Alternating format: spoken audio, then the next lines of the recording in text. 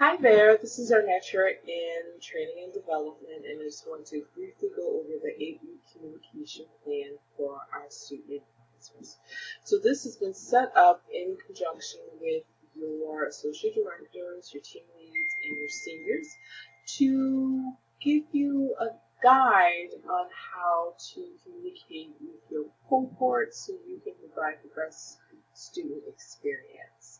So we're going to make sure during week 1, and again, this is correlation to the 8-week term. Week 1, we're going to finish our new student onboarding. So of course, that's discussing your introduction calls with your new starts. Non-attendance, and this is going to go over anyone in week 1, any new student and continuing student who are not logging into their Canvas classrooms in week 1. We also have to make sure that we're reaching out to students who failed courses in summer 2, which are prerequisite for any fall 1 courses, because we need to have them update their registration very quickly before the Sunday, the last day of the first week after our week. We're going to work on probation students, check in, those students who are maybe in their first or second term after being placed on probation, see how they're progressing. Of course, any early alerts, meaning those students who are not logging into your Canvas classroom every 3 days and not submitting coursework every 10 days. Week 2, we're going to begin a welcome calls for the fall 2 start, which begins October 17th. Then we're going to start our fall A midterm check, and that's going to go for a couple of weeks here. And then that's just checking in with students that started in the fall A term. So anyone that you didn't get in contact with last week who is participating in our Canvas classrooms, we'll start checking in with them. Then you'll give one final call to our missing in action non-attended folks who were dropped, just to say, hey, you've been dropped. You can always continue with Fall B, or maybe defer to spring 2023 if you find that works best for you. Then, of course, we're going to start checking in on our summer 2 starts, see how their first 8-week term went, see how they're feeling about their second 8-week term. And this is also when we're going to start checking in with all continuing students. So if they started, in 2018, 2019, or if they started in, spring 2022, we're going to start giving them a call, and then of course we're going to start working on our faculty alerts, meaning the instructor for courses have started sending alerts in for students that they are worried about. Week 3, we're going to start our spring 2023 registration call. So we're going to talk through students' course planning, what they have left to take, what makes sense to pair together, what doesn't make sense to pair together. We're going to continue our midterm calls for our fall 8 starts. And then we're going to start our English 101 and English 104 check-in. So we're calling any students who are currently in either English 101 or English 104, because we know that those are classes that students tend to fail.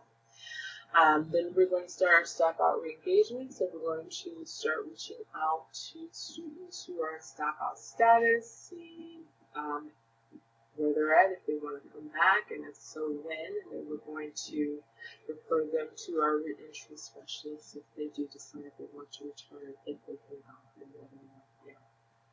Week 4, we're going to continue our English 101 and 104 check-in. Then we're also going to start calling those students who are registered for other high failure rate courses, like our music appreciation course or psychology 101, sociology.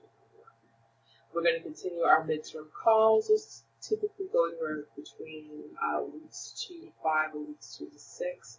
And then we're going to continue reaching out to our continuing students who are just moving along. We want to make sure that they feel supported. Week 5, we're going to continue our high-risk calls, our high failure rate course check-in, our midterm calls. So we're really just in the midst of all these campaigns. Week 6, we're going to continue with our spring 2023 registration calls. We're going to get a new focus on that again. Call the students we called in week 3 and just double check and get to call the students we hadn't made it to yet who aren't registered for spring 2023.